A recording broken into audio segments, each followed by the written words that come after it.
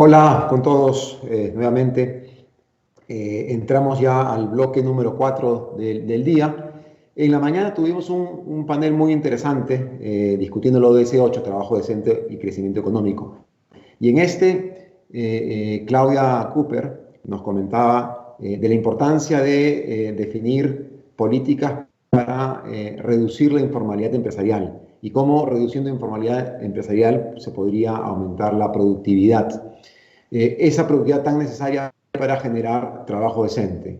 Creo que ese mensaje conecta mucho con lo que veremos en este siguiente panel que va a abordar el ODS 1, fin de la pobreza. En este panel, entre otras cosas, veremos, entre otras personas, perdón, participa Alicorp con Malena Morales y ellos tienen un plan de reactivación de emprendedores. Se llama el programa Crecemos Juntos. Creo que es un programa que ayudando a aumentar la productividad de las bodegas con las cuales trabaja Alicorp se puede contribuir a este aumento de productividad, reducción de informalidad y reducción de la pobreza. La idea del ODS 1 o de este panel es identificar cuáles son los siguientes pasos para poder sacar al país de la pobreza o a la gran población que está en pobreza, sobre todo después de esta pandemia que estamos viviendo que, como también comentamos en la mañana, nos ha hecho, no solamente de Perú, sino a nivel global, retroceder una buena cantidad de años en lo que ya habíamos avanzado. En este contexto, tengo el agrado de presentar a Carolina Trivelli. Ella es investigadora principal del Instituto de Estudios Peruanos, quien será la que modere este panel. Carolina, muchas gracias por tu participación. Bienvenida y el foro es todo tuyo. Gracias, Aldo. Buenas tardes con todos. Es un gusto poder estar en Perú Sostenible, moderando este panel, no solamente tan importante en la coyuntura actual, sino que debe nos dar a luces sobre cómo hacerlo mejor. Sabemos que tenemos una historia de reducción de pobreza muy interesante en el Perú, pero que ha sido duramente golpeada por la crisis derivada de la pandemia. Sabemos que no se trata solo de recobrar una senda de reducción de pobreza monetaria, sino atacar todas las formas de pobreza, mirar desde un enfoque más multidimensional. Y tenemos, como bien decía Aldo, un panel muy interesante donde estará el viceministro Loza, viceministro de Políticas y Evaluación del MIDIS, estará Malena Morales de Alicorp y Pablo Lavado de la Universidad del Pacífico. Pero antes de pasar al panel tenemos la gratísima oportunidad de escuchar a la ministra Donaire, ministra de Desarrollo e Inclusión Social, que abrirá con una presentación este panel para que después nuestros colegas, podamos discutir con nuestros colegas qué es lo que hay que hacer para no solo retomar la reducción de pobreza, sino para hacerlo mejor, para hacer una reducción de pobreza más sólida, más sostenible, con menos precariedad y que permita a los pobladores generar resiliencia. Mientras hayan peruanos en situación de pobreza, no habremos logrado realmente avanzar hacia el desarrollo. Entonces, sin más, le doy la bienvenida a la ministra Donaire, agradeciéndole la defensa con Perú Sostenible por dedicarnos unos minutos de su tiempo. Adelante, ministra. Bien, buenas tardes con todos y todas. Para mí es un honor poder compartir estos minutos con ustedes y explicarles un poco, no solamente qué estamos haciendo desde el MIDIS en estas circunstancias tan complicadas. Nos ha tocado asumir un ministerio en época de pandemia, lo cual no es usual. Así que hemos tenido que hacer algunos ajustes y eso es lo que voy a exponer, así como un análisis de cómo está evolucionando la pobreza. Si podemos ver la siguiente diapositiva, por favor.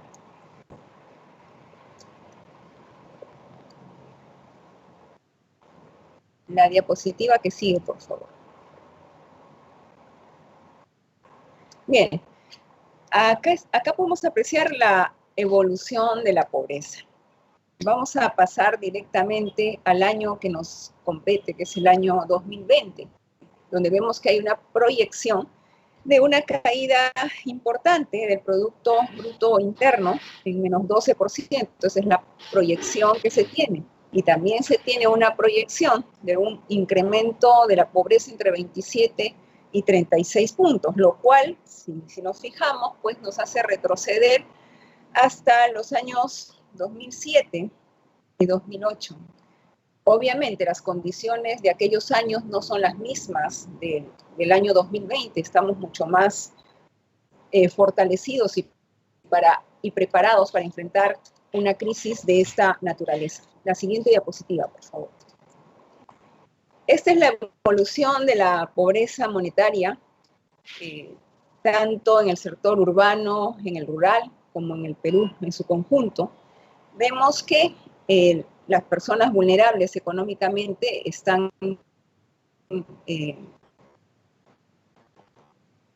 9.262.860, siendo el ámbito mucho mayor en estas circunstancias que el ámbito rural. En cuanto a los pobres, a nivel global estamos en 5.125.797, en el ámbito rural, con un número mayor también en el ámbito urbano con un número mayor que en el ámbito rural, 3.175.829 frente a 1.949.967. Y la pobreza extrema, a diferencia de las anteriores, es mayor en el ámbito rural que en el ámbito urbano. Y en términos globales, la pobreza extrema está en 790.298 personas. La siguiente lámina, por favor. Esta lámina es muy importante porque nos demuestra cómo ha coberturado los programas sociales del MIDIS en esta situación de crisis sanitaria, la pobreza. Veamos, en el año 2018 teníamos ya una cobertura de 60.6% con nuestros programas sociales. En el 2019, 61.1% y ahora esperamos llegar al 70%. Si vemos a la derecha, en el ámbito rural es donde mayor llega el Ministerio de Desarrollo e Inclusión Social, a un mayor número de personas. Sin embargo, dada la coyuntura, hemos tenido también que ampliar la llegada de nuestros programas sociales al ámbito urbano. Si vemos en el lado inferior izquierdo, podemos ver, si hacemos un análisis de los trabajadores vulnerables por ámbito geográfico, podemos darnos cuenta que en el sector urbano el crecimiento ha sido importante. Hay una vulnerabilidad de un 51% del total de 43% a nivel nacional, mientras que en el ámbito rural la vulnerabilidad es menor, es de 17%, justamente porque en el ámbito rural hay una mayor capacidad de resiliencia. Y de todas maneras hay una mayor intervención de los programas sociales que actúan como contenedores de ese crecimiento de la vulnerabilidad. Y en ese sentido, el MIDIS ha tenido que intervenir, repito, en el ámbito urbano. Por ejemplo, hemos tenido que colaborar con los alcaldes para que puedan de alguna manera ejecutar su presupuesto que ya tenían asignado para abrir nuevamente los comedores populares. Y ahí quiero variar la cifra que está en la diapositiva, pues no son 10.256 los comedores que ya hemos abierto, sino son 10.977. Nosotros encontramos, cuando ingresamos al MIDIS, solamente 5.200 comedores funcionando. A la actualidad tenemos ya un 80% de los comedores en funcionamiento. Todavía quedan abrir algunos más, pero creo que el avance es importante y significativo. Pero también estamos interviniendo apoyando las ollas comunes, una labor que no se realizaba antes, pero en coordinación con los alcaldes, porque no hay un marco legal específico que nos permita actuar directamente con las ollas, ya estamos llegando a un sector importante. Esperamos llegar aproximadamente a más de 100.000 personas, 105.000 usuarios. Y en este escenario también es importante, y lo voy a hablar después, la creación de tambos urbanos, que es una novedad dentro del Ministerio de Desarrollo e Inclusión Social. Ha sido también realmente interesante poder fortalecer el NOA Hayatay Mujer Indígena como una innovación destinada exclusivamente a este sector de mujeres que necesitan ser repotenciadas en sus capacidades productivas. Y obras por impuestos es una intervención que vamos a explicar en la siguiente diapositiva. La siguiente, por favor. En la etapa de contención, dentro de las estrategias de contención que ha empleado el MIDIS, obviamente están los bonos que todos conocemos. Ahora, en la actualidad, estamos pagando el bono más grande, que es el bono familiar universal. En el caso del MIDIS, tenemos que pagar 3.067.391 hogares, de los cuales ya hay un porcentaje de 14.6 que han sido efectivamente cobrados, los bonos. Todavía nos queda un trecho que recorrer. Los carritos pagadores recién van a salir a las zonas más alejadas a partir del 30 de octubre, de ahí que el avance no sea tan significativo como se podría esperar. Pero también nuestros programas sociales como Juntos, Pensión 65 y Contigo han tenido que realizar y vienen realizando intervenciones temporales para llegar a un mayor número de personas. Y estas intervenciones ya no solamente se focalizan en la zona rural, sino también en la zona urbana. Y justamente la siguiente diapositiva nos muestra cómo nuestros programas sociales están realizando estas intervenciones temporales. Por favor, la siguiente. En el caso de Juntos, se ha ampliado a un número importante de hogares, casi duplicando la atención para hogares con menores de 24 meses en 1.594 distritos. Igual en el caso de Cunamás, Juntos ya interviene ahora en la zona urbana. En el caso de Foncodes, se ha ampliado a 21.000 hogares más la cobertura para tratar de llevarles un apoyo para el desarrollo productivo, para que puedan potenciar sus capacidades.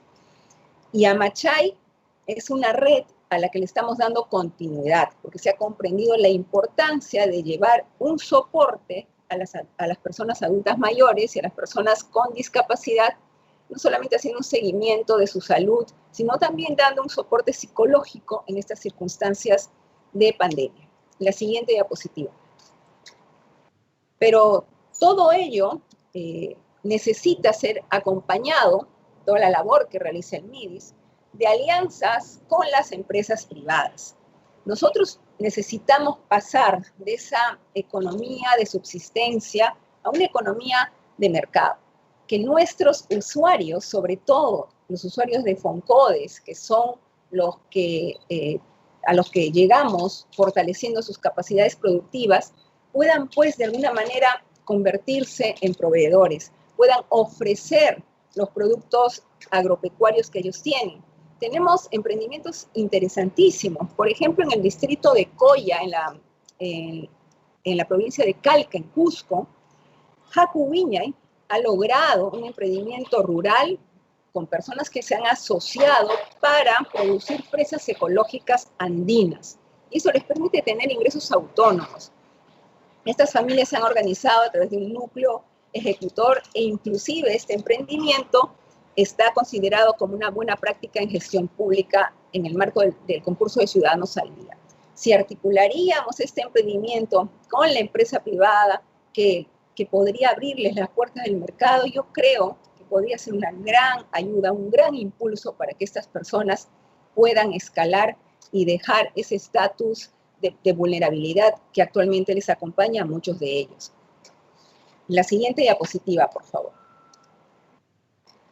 Les hablaba de obras por impuestos. Es una oportunidad también importante para articular el Objetivo de Desarrollo Sostenible número 1 con el Objetivo de Desarrollo Sostenible 17. Es la alianza estratégica con el sector empresarial. Ya tenemos una cartera de proyectos identificados en el Ministerio de Desarrollo e Inclusión Social, fundamentalmente para dos de nuestros programas, para el programa País con los tambos y también para Cunamás, para invertir en más cunas a nivel nacional. La siguiente diapositiva, por favor.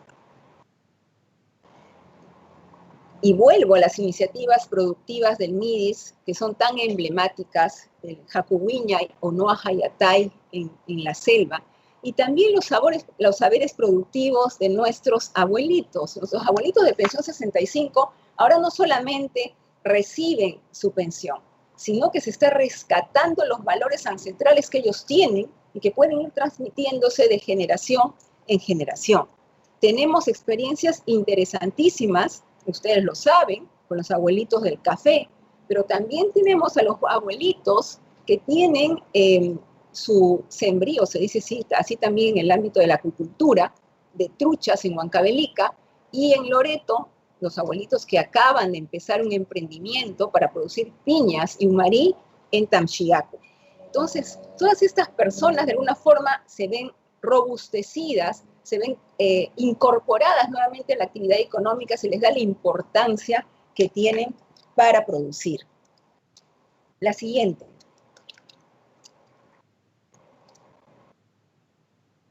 ¿Cuáles son los desafíos que enfrenta el nuevo MIDIS? Y hablo del nuevo MIDIS porque el MIDIS del año 2011 no puede seguir siendo el MIDIS del año 2020.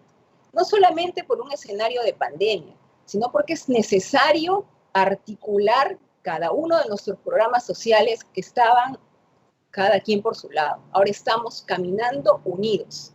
Y eso va a redundar en beneficios para todos nuestros usuarios. Primeramente, tenemos que reenfocar la medición de la pobreza desde una perspectiva nueva, entre ellas contemplarla multidimensional. Hay que mejorar el sistema de focalización. Eso es importantísimo y creo que de alguna manera el tema de la experiencia con los bonos ha develado esta falencia que se tiene. Luego, reformular definitivamente la política de inclusión social, caminar hacia la disminución de la pobreza, que se vea al Ministerio de Desarrollo e Inclusión Social no como un ministerio que da dádivas, sino como un ministerio que pretende que las personas sean efectivamente incluidas y puedan lograr posteriormente salir de la pobreza, salir de la vulnerabilidad y tener una autonomía económica que también les permita aportar a su país. Y para eso la articulación con el sector empresarial es muy importante. La priorización de la política de desarrollo.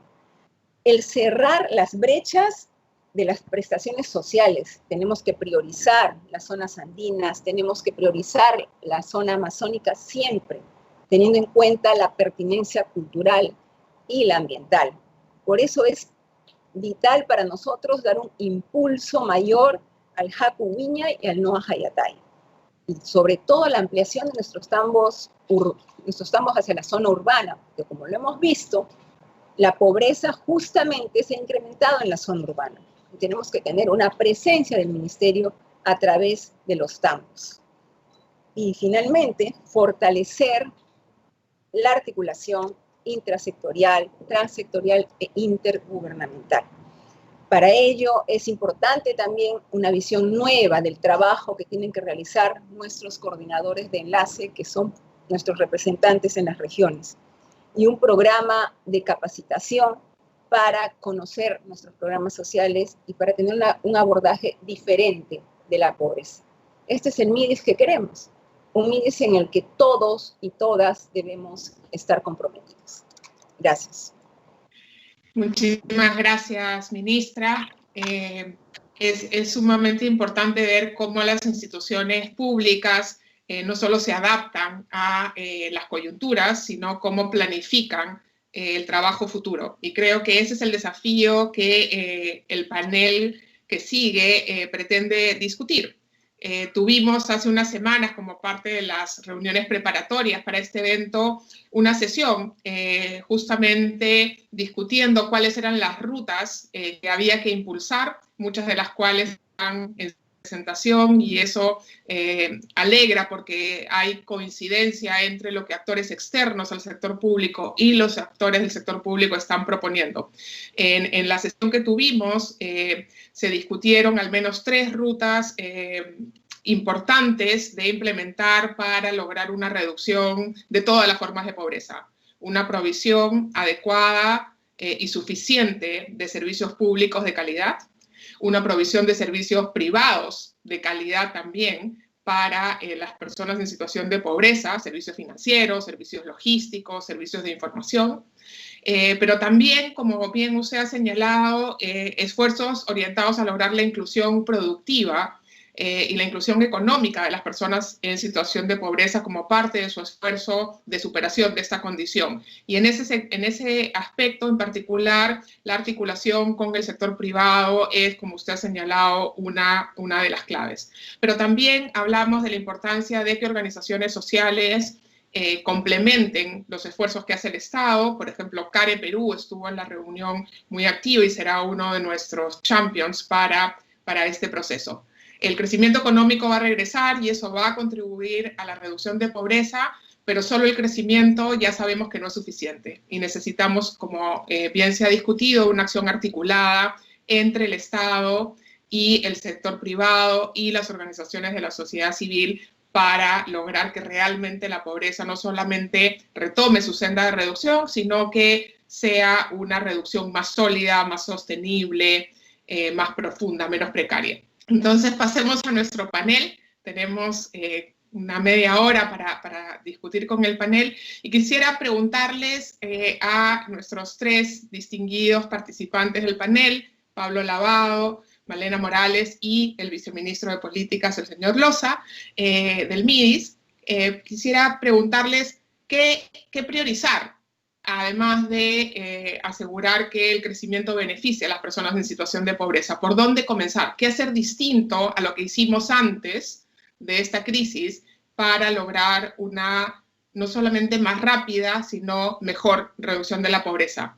Le pediría a Pablo Lavado si comenzamos con él.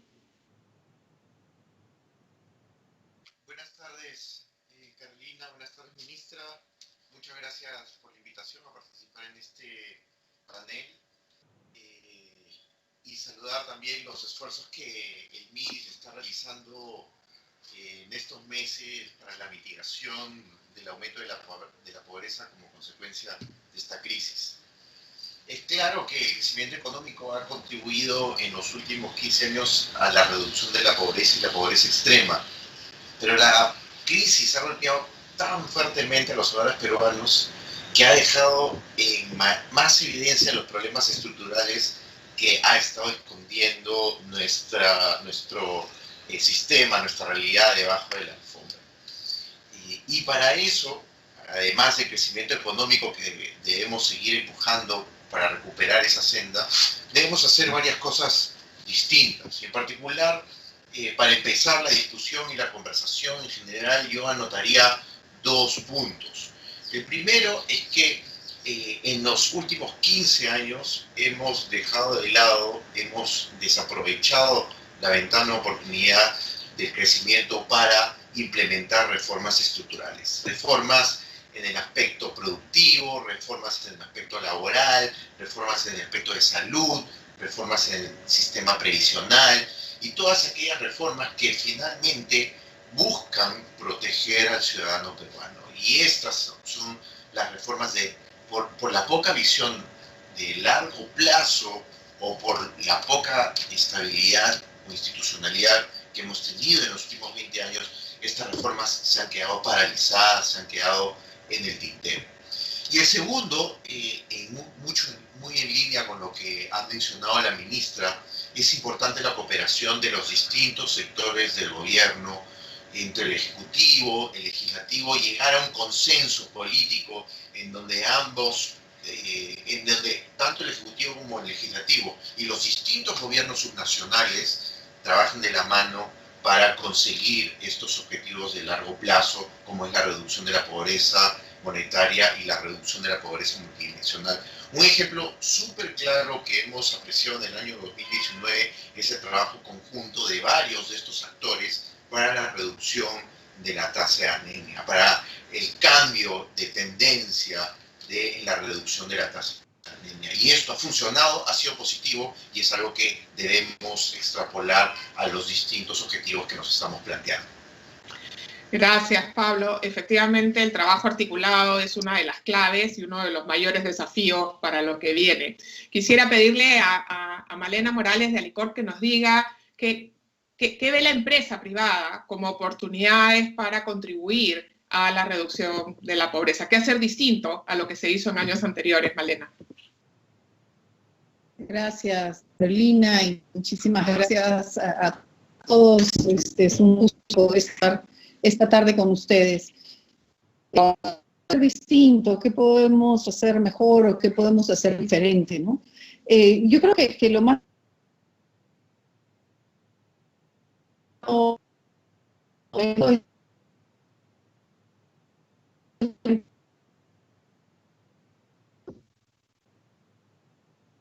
Malena, te estamos perdiendo. A ver, Malena, te voy a pedir unos minutos para recuperar tu conexión y mientras tanto le voy a dar la palabra al viceministro Loza para preguntarle, siguiendo con la pregunta de Pablo, de cómo articular mejor, cómo replicar lo que ya se hizo en anemia, donde participó en privada, Alicorp entre otros, donde participó el sector público, distintos actores del sector público, distintos niveles de gobierno. ¿Cómo replicamos eso para lograr una reducción de la pobreza? Gracias, Carolina. ¿Qué tal? Buenas tardes con todos. Es en realidad una pregunta bastante compleja, ¿no? Creo que uno de los puntos positivos que tuvo la lucha contra la anemia y que también si vamos unos años atrás, se hizo también un ejercicio similar con la lucha contra la desnutrición crónica infantil. Fue un alineamiento bastante completo entre distintas entidades del Estado y los distintos actores de la sociedad, ¿no?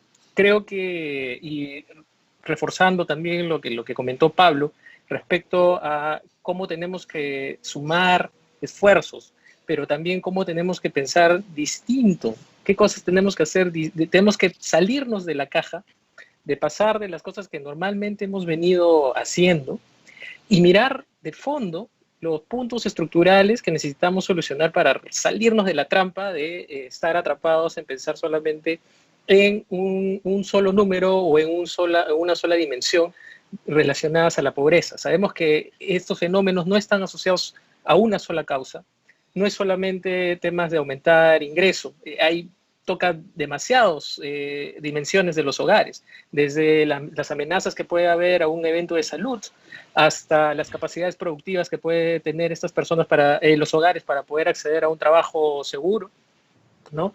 Y por lo tanto, es necesario tener varios conceptos claros, ¿no? Primero, una mirada integral para poder atacar los factores que son prioritarios y que expliquen la mayor cantidad del problema. Pero segundo, ¿quiénes son los actores estratégicos para ellos? Y sobre la base de ello, tener un mensaje, creo yo, muy claro sobre cuáles van a ser la ruta a seguir y cómo cada uno de los actores puede sumar para poder lograr el objetivo. Yo creo que hay un rol bastante importante del Estado, aparte de la elaboración de políticas, de la articulación de ellas, en sensibilizar a los distintos actores de la sociedad.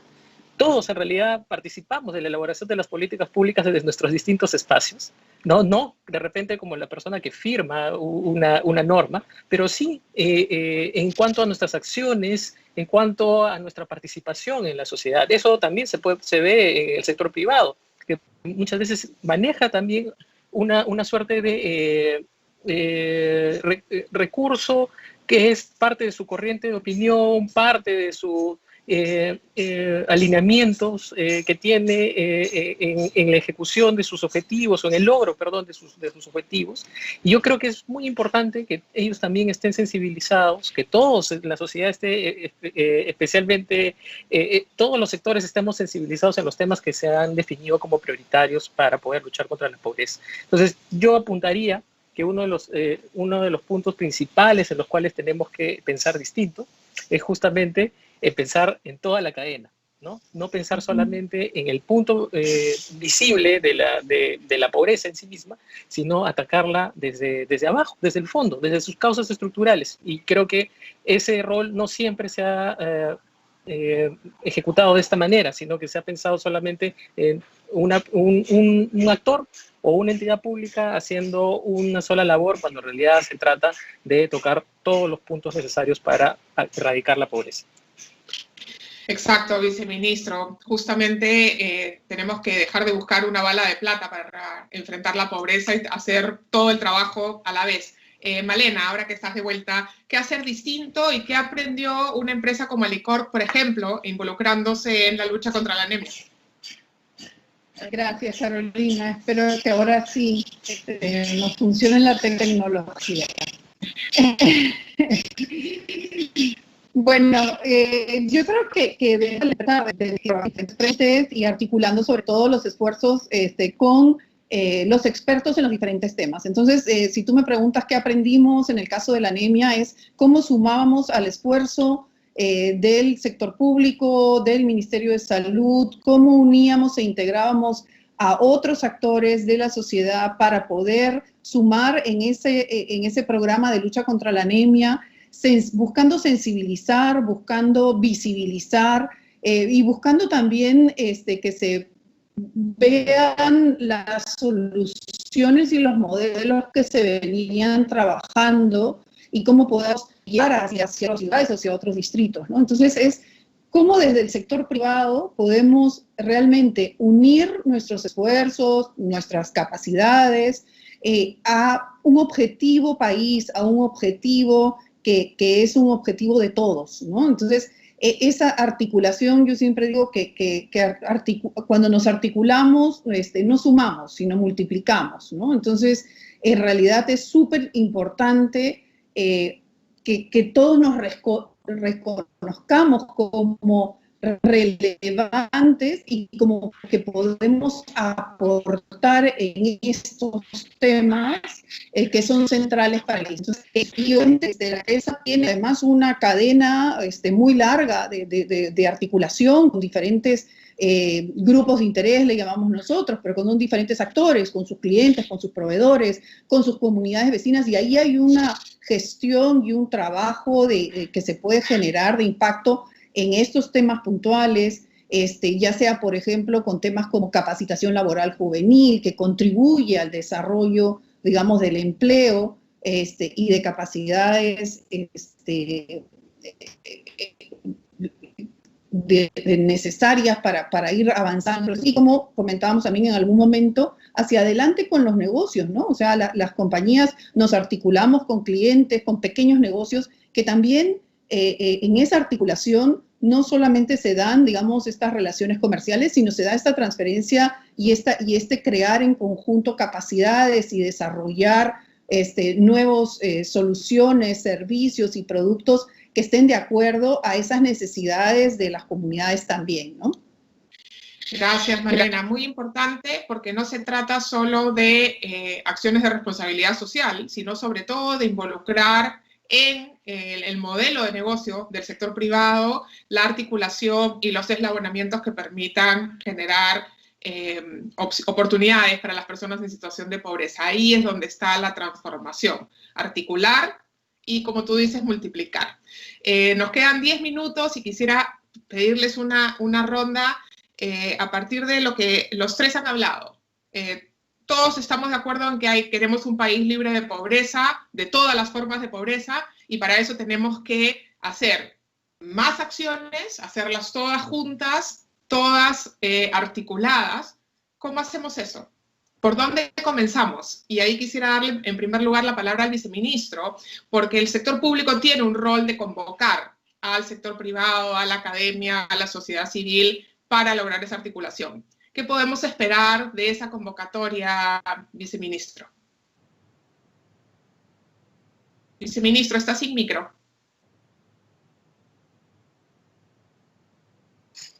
Listo, gracias.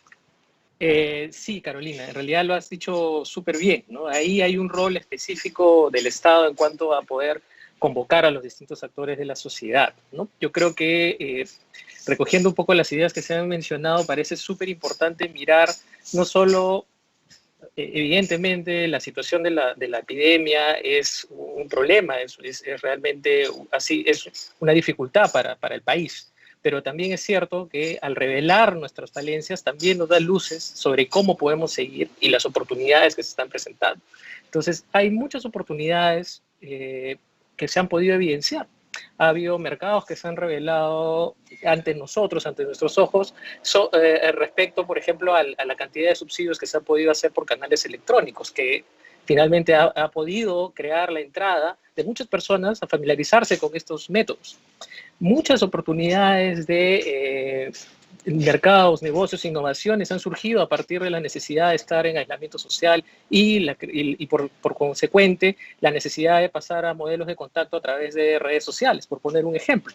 Entonces, justamente creo que parte del rol que tiene el Estado es poder analizar todo el panorama de cómo estuvimos, qué ocurrió durante la epidemia, obviamente con mucha información de las entidades especializadas, estudios, etcétera, pero interpretar un poco qué es lo que está ocurriendo, leer el panorama, leer la visión, y con una visión de futuro de la construcción del país, poder recoger las mejores experiencias y de esa manera transformar los planes y estrategias de articulación multisectorial que se están haciendo, con una mirada nuevamente de recoger los problemas que hemos tenido y convertirlos más bien en la oportunidad de la solución, que de repente es lo que estábamos necesitando, esperando, que se ponga la luz sobre estos determinados problemas, que todos tengamos la conciencia de que existen, que los reconozcamos como tal, y además que a partir de ello podamos plantear soluciones innovadoras, y para ello nuevamente todo el compromiso del Estado, creo yo, en su totalidad,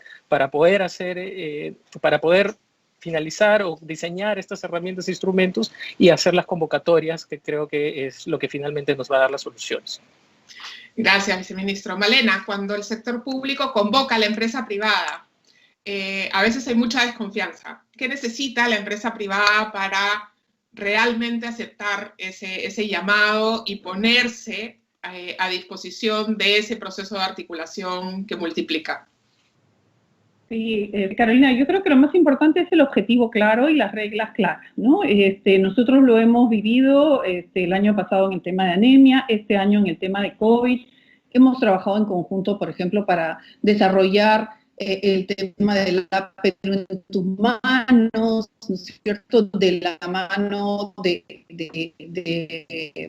del Estado, también desarrollar o este sistema de georreferenciación para poder llevar las pruebas a más hogares y hacerlas de una mejor manera, poniendo un servicio que nosotros teníamos también y que utilizamos en nuestro día a día, vamos a decir. Entonces, yo creo que cuando el objetivo está al centro, las reglas están claras, realmente las empresas estamos deseosas de poder participar y poner al servicio, digamos, el conocimiento, la experiencia y los equipos, la gente realmente se conecta con esos objetivos país, con esos objetivos que nos llevan a generar desarrollo. Entonces, para nosotros eso es súper importante. Y yo creo que es la relación de confianza a partir de la transparencia en los objetivos y en la claridad. Gracias, Malena.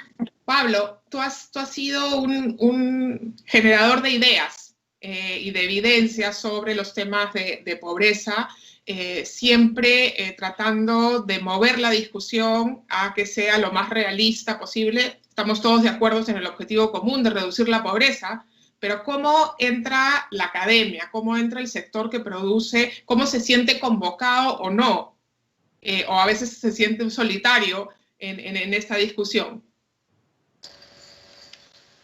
Me parece que en los últimos 15 años la academia ha empezado a tener un mayor espacio de comunicación con el sector público y también en relación con el sector privado.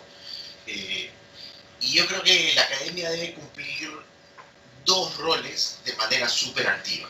El primer rol es generar evidencia útil y contextualizada para la toma de decisiones. No solamente es buscar evidencia internacional y hacer copy-paste de lo que leemos de afuera, sino también generar evidencia a partir de nuestro contexto, a partir de nuestros datos, a partir de nuestra conducta, porque es muy importante pisar tierra a la realidad tan heterogénea y diversa que tiene nuestro país.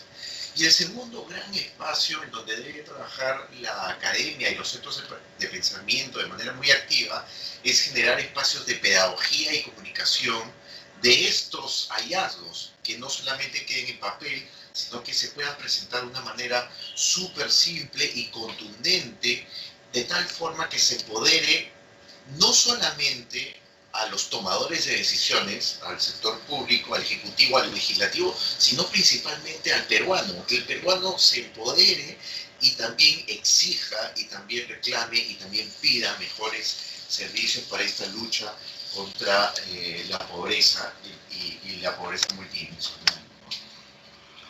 Gracias, Pablo. En los 3 minutos que nos quedan, les pido en 1 minuto que me digan si a pesar del retroceso que vamos a experimentar, que presentaba la ministra a causa de la pandemia, creen que lograremos llegar al 2030 sin pobreza extrema. Malena. Yo creo que tenemos la creatividad, yo creo que tenemos la energía, yo creo que hemos salido en otras situaciones, estoy segura que vamos a poder revertir esta situación y llegar a ese punto. Así que creo que con el compromiso de todos los que estamos aquí, articulando para multiplicar, seguramente con fe y con confianza estaremos ahí. Pablo, ¿llegaremos?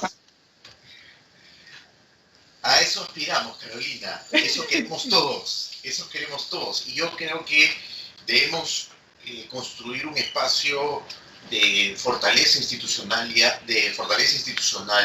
confianza y estabilidad en las políticas en 3 espacios principales. Un espacio que permita la acumulación de capital humano a lo largo del ciclo de vida de todas las personas, desde el desarrollo infantil temprano hasta el adulto mayor, enfrentando ese tiempo, ese momento.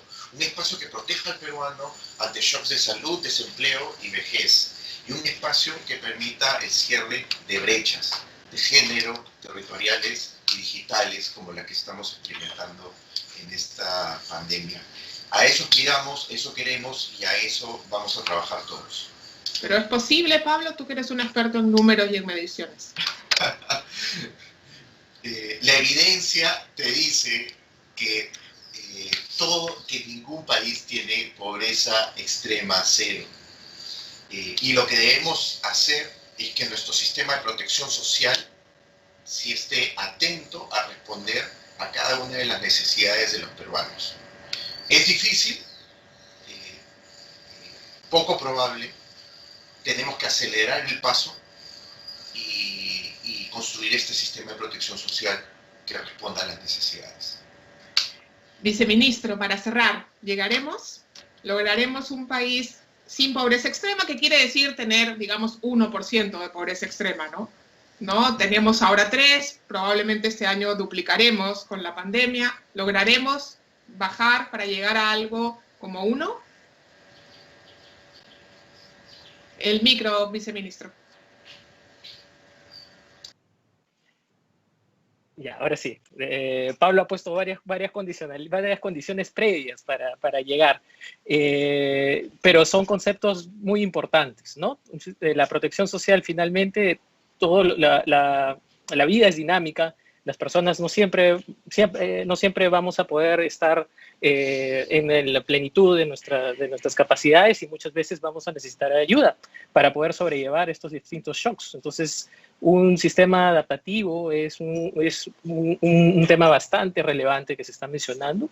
Yo creo que estamos todos alineados y si el esfuerzo lo podemos concentrar y podemos trabajar de manera articulada juntos, yo no tengo ninguna duda que esos objetivos son realizables, ¿no? Y desde nuestro lado, todo el compromiso para trabajar de la mano y bueno, esperamos poder lograrlo y hacia eso apuntamos. Muchísimas gracias a los 3. Llegamos al final de este panel y efectivamente todos estamos listos para comprometernos con la reducción de la pobreza, la erradicación de la pobreza extrema y poner todo el esfuerzo que se requiera para ello. Y sabemos, de este panel queda claro que si bien, además de estar alineados con el objetivo, sabemos que pasa por la articulación de los esfuerzos entre los distintos actores, también sabemos que hay mucho más esfuerzo que hacer y muchos más actores a los que invitar. Y entonces esperamos que por ahí venga la definición del cómo lo vamos a lograr y qué tan cerca de la meta podemos llegar. Con eso, le doy la palabra a Aldo Ferrini para cerrar el panel y les agradezco mucho por su atención. Muchas gracias, Carolina. Realmente muy interesante el panel. Muchas gracias también a la ministra Donaire por haberse dado el tiempo de estar con nosotros en vivo. Me quedo con el optimismo del cierre. Se puede reducir la pobreza de manera importante. Es claro que no hay una bala de plata y es importante trabajar juntos.